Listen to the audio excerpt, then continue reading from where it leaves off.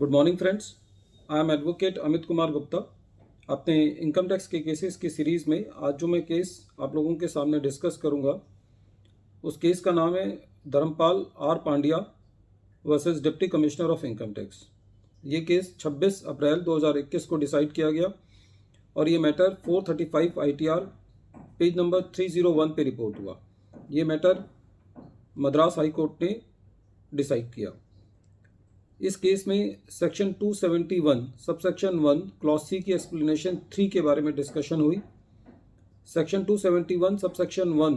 Clause C की explanation 3 ये कहती है कि यदि किसी एसएससी ने अपनी इनकम टैक्स की रिटर्न्स फाइल नहीं की और बाद में उस एसएससी को सेक्शन 148 का नोटिस दिया गया और उस एसएससी की इनकम यदि टैक्सेबल इनकम से ज़्यादा है तो ये माना जाएगा कि एसएससी ने अपनी इनकम जो है वो कंसील की है और उसके ऊपर सेक्शन 271 सबसेक्शन 1 क्लॉज सी की पेनल्टी जो है वो इनिशिएट की जा सकती है और इम्पोज की जा सकती है। ये मैटर जो है वो इस केस में इन्वॉल्व था। एसएससी ने अपने 3 सालों की रिटर्न फाइल नहीं की थी। बाद में एसएससी के यहाँ सर्वे कंडक्ट किया गया और उस सर्वे के बाद एसएससी को सेक्शन 148 का नोटिस इशू किया गया, जिसकी अवधि में एसएससी ने अपनी इनकम टैक्स की रिटर्न्स फाइल की। जब सेक्शन 271 सबसेक्शन 1 क्लॉज सी की एक्सप्लेनेशन 3 थी, पहले उसके अंदर एक वर्ड ये था, an assessee who has been previously assessed as income tax SSC.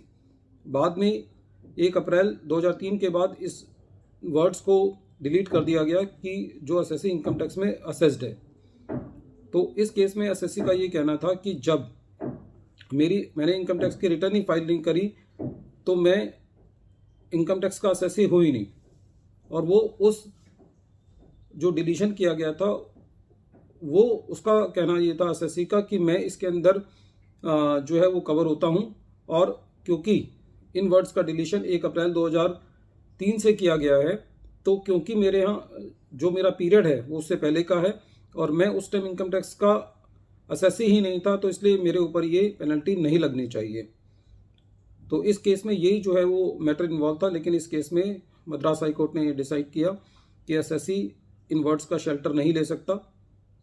और क्योंकि एसएससी ने अपनी रिटर्न्स जो है वो टाइम पे फाइल नहीं की थी, उसकी टैक्सेबल इनकम जो है वो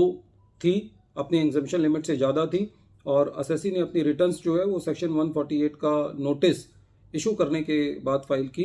तो ये माना जाएगा कि एसएससी ने अपनी जो इनकम है वो कंसील की है और एसएससी के ऊपर सेक्शन 271 सबसेक्शन 1 क्लॉज सी की एक्सप्लेनेशन 3 के मुताबिक जो है वो पेनल्टी बिल्कुल जस्टिफाइड है। तो फ्रेंड्स, इस केस में जो एसएससी है वो the assessee was trying to play with the words and but in this case the court was very much correct in not deleting the penalty imposed on the assessee, and the assessee was not being covered by the deletion of the words, and the plea of the assessee that the deletion of the words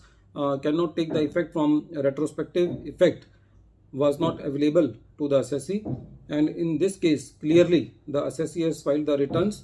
after the due dates. जो due dates थी returns file करने की उसके काफ़ी बाद SSC ने अपनी returns file की थी और वो भी तब जब एसएससी के यहाँ सर्वे किया गया और सर्वे के बाद एसएससी को सेक्शन 148 के नोटिस इशू किए गए। फ्रेंड्स, पहला एक टाइम था जब मैनुअल केसेस होते थे, पेनल्टी के ऑर्डर्स भी मैनुअल होते थे, तो बहुत सारे केसेस में पेनल्टीज़ जो हैं वो ड्रॉप हो जाती थी या नहीं लगती थी। लेकिन अब फेसलेस का टाइम है तो एसएससी को खाली अपनी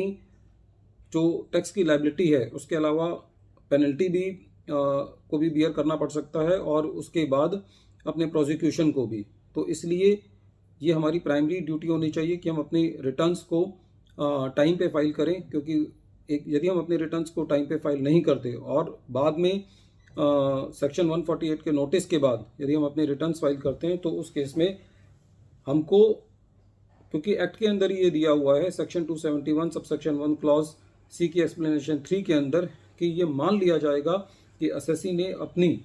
इनकम जो है वो कंसील की है। तो जहाँ पे एसएससी की टैक्सेबल इनकम है वहाँ पर एसएससी को अपनी रिटर्न जो है वो टाइम पे फाइल करना बहुत ज़रूरी है, क्योंकि once the notice will be issued then in addition for paying the taxes, the assessee will have to pay the interest on that and the penalty on that. And if the amount is more than 25 lakh, then the assessee has to face the prosecution also. So this case is very important in understanding the explanation 3 to section 271 subsection 1 clause C, and in interpreting that where the penalty is deemed penalty, because if the assessee is not filing the return in due time and filing the returns after issuing the notice from the department, then in those cases it will be deemed that the assessee has concealed his particulars of income. Once again, I am repeating the name of the case. The name of the case is Dharampal R. Pandya versus Deputy Commissioner of Income Tax, and this case has been decided on 26th April 2021, and matter has been reported in 435 ITR at page number 301. Thank you, friends.